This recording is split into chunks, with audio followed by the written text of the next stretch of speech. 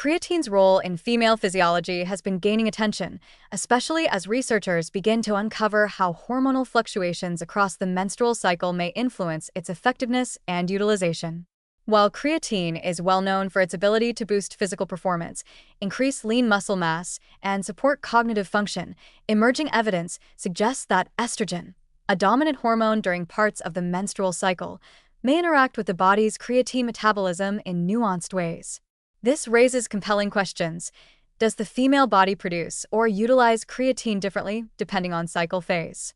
And if so, should women consider adjusting their creatine intake across the month to optimize its effects? Estrogen appears to play a key regulatory role in energy metabolism and fluid balance, two physiological areas where creatine also exerts strong effects. During the follicular phase of the menstrual cycle, roughly days 1 to 14, estrogen levels begin to rise, peaking just before ovulation. This increase has been associated with enhanced muscle glycogen storage and improved aerobic capacity, but may also influence the efficiency of creatine uptake in tissues. Some animal studies and preliminary human findings suggest that estrogen may reduce the expression of creatine transporters in cells.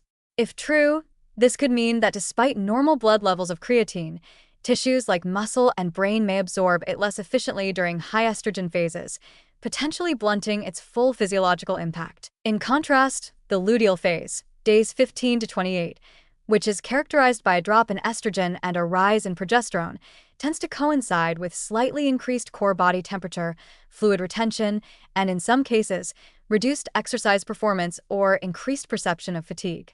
Here, creatine supplementation might provide more noticeable benefits, especially in terms of buffering ADP availability, supporting hydration, and reducing perceived exertion. In fact, some women anecdotally report feeling stronger or more mentally focused when using creatine in the days before menstruation, a period often marked by greater fatigue and mood volatility. There's also a question of synthesis. Research indicates that females, particularly those with lower dietary intake of meat and fish, primary natural sources of creatine, may have lower endogenous creatine stores than males. These levels may fluctuate in response to hormonal shifts, nutritional status, or exercise demands. This makes supplementation potentially more important for women, especially during times of hormonal stress, such as intense training, the luteal phase, or even during perimenopause when estrogen levels become erratic. Some researchers are now considering whether creatine dosing strategies could be tailored to the menstrual cycle.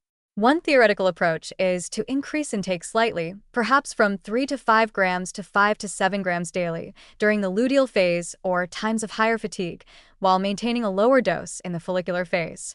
However, this remains speculative, as human studies directly testing cycle phase-specific dosing protocols are still lacking. What we do know is that creatine loading is not necessary for most women, and that a consistent daily intake, even during menstruation, is both safe and beneficial.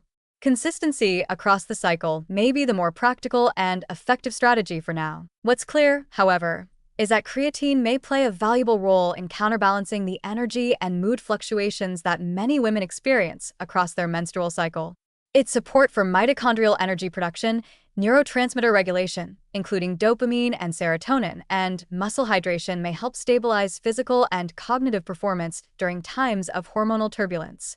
This could be particularly relevant for female athletes or active women, who often report variations in strength, endurance, and mental sharpness depending on the cycle phase. It's important to note, though, that research in this area is still in early stages, and much of what is currently understood comes from indirect findings or extrapolations from male-dominated studies. There's a clear need for more female-specific research to determine how best to align supplementation strategies with hormonal physiology. Until then, women interested in maximizing the benefits of creatine during their menstrual cycle might benefit from tracking their symptoms, performance, and mood throughout the month while maintaining a steady dose of creatine. This personalized, observational approach could help identify whether cycle phase adjustments are needed on an individual basis. In summary, while direct evidence is still emerging, the interaction between creatine and the menstrual cycle is a promising field of inquiry. Hormonal fluctuations, particularly changes in estrogen, may influence how creatine is synthesized, absorbed, and utilized throughout the month. For now, a consistent daily dose of creatine remains a safe and effective option, but future research may reveal smarter, cycle-based strategies for women to optimize its full potential.